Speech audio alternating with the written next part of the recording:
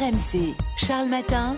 Le choix d'Anaïs. Anaïs, ce matin, tu nous emmènes au Japon, où les queues de cheval sont interdites dans certains collèges. Motif, ça exciterait les garçons. Oui, Charles, on parle bien de l'une des coiffures préférées des petites filles, celle qui consiste à relever ses cheveux et à les attacher. Les petites filles adorent, en tout cas la mienne, et je me suis demandé comment je pourrais justifier une telle interdiction auprès d'elles. Écoute chérie, tu vas pas te coiffer comme ça, c'est indécent, tu vas pas montrer ta nuque quand même, faut pas perturber tes petits copains d'école, Andrea, Gustave ou Joseph. Ça paraît dingue. Pourtant, au Japon, c'est la règle dans certains collèges. Une école sur 10 serait concernée dans la province de Fukuoka, selon nos confrères de Vice. Et ce serait pas la seule règle sexiste qui existe dans les écoles japonaises. Autre règle totalement scandaleuse en vigueur dans certains collèges, c'est l'obligation de porter des sous-vêtements blancs. Le motif, c'est le même. Les petites filles doivent être discrètes, ne pas attirer le regard des garçons. Des petites filles qui doivent aussi porter des uniformes avec des chaussettes bien hautes pour ne pas montrer leurs mollets. On contrôle aussi la longueur de leur jupe, la forme de leurs sourcils et la couleur de leurs cheveux. Si les élèves n'ont pas les cheveux noirs et lisses, elles doivent prouver que ce n'est pas de leur faute, qu'elles sont faites ainsi. Photo à l'appui. Une ancienne prof s'en est émue. Elle dit qu'il faut arrêter de sexualiser les petites filles. En juin dernier, des élèves et des parents ont également demandé au gouvernement japonais de réviser ces règles sexistes. Certaines institutions ont évolué, mais il y a encore de la réticence. Oui, c'est bon. Ça, c'est un débat. Bon, il y a du scandaleux dans ce que tu racontes, mais c'est très japonais et en même temps, ça fait un peu écho à des questions, des polémiques qui reviennent assez régulièrement en France sur la tenue des élèves. La preuve avec ces archives de journaux télé compilées par nos confrères de Brut. On se prend des remarques si on met des crop tops ou des shorts un peu trop courts.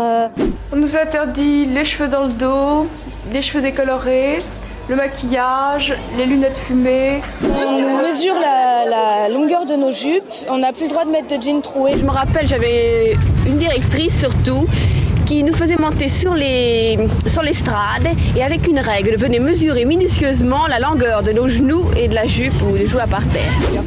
Alors, dans le lot, il y a des archives de 1960, d'accord, mais il y a aussi des images, des sons beaucoup plus récents, 2017, 2020, avec notamment, on en a pas mal parlé, cette polémique sur les crop tops, les hauts qui montrent le nombril. Certains établissements avaient suscité la polémique en les interdisant. Emmanuel Macron avait été interrogé sur le sujet. Le président avait lui-même fait preuve de conservatisme en affirmant que la volonté de choquer n'avait pas sa place à l'école. Jean-Michel Blanquer a aussi dit qu'on n'allait pas en cours comme on va à la plage ou en boîte de nuit. Propos partagés par de nombreux Français, si l'on en croit ce sondage IFOP qui avait été publié à l'époque dans le journal Marianne. 55% des Françaises disaient favorables à l'interdiction du crop top à l'école, comme si le problème c'était le nombril, la nuque ou les jambes des petites filles et pas le regard des hommes. Rétine et pupille, les garçons ont les yeux qui brillent. Pour un jeu de dupes, voir sous les jupes des filles. Je peux t'énerver, Anaïs, de bon matin? Quoi, tu vas protester toi aussi contre le crop top, c'est ça? Bah, bon, déjà, tu dis les petites filles, mais le crop top, c'est plutôt collège, les ados, lycée. Et est-ce que l'école, c'est pas aussi le moment où on apprend qu'il faut s'habiller correctement dans certaines situations dans la vie, que plus tard, quand on va chercher un boulot, etc., on peut pas y aller en tongs, on peut pas y aller avec le nombril à l'air, etc. Enfin voilà, que l'école, c'est aussi le moment où on apprend qu'en société, il y a des règles. Tu vois ce que je veux dire ou pas? Moi, ce qui me Le problème, c'est pas le nombril des petites filles. Mais si, Charles, à chaque fois, on sexualise. On ne pose pas la question. Mais non, regarde, avec l'histoire des baggy, on n'en a pas fait un tel si, on l'a scandale. interdit, c'est tout. Mais non. On interdit à un garçon de venir en claquette au collège. Voilà, si tu veux, de la même manière. On lui dit, non, il y a une tenue décente quand on vient pour étudier. C'est pas pareil. Je trouve que ça revient tout le temps sur les petites filles, sur les ados. Et pas. Enfin, là, on parle pas de ton, quoi. Non, mais le crop top, excuse-moi, on leur dit on monte pas son ventre quand on est à l'école. Oui. Moi, ça me choque pas. Je pense que l'école, c'est aussi un espace de liberté, d'expression. Non, justement, à l'école, mais non.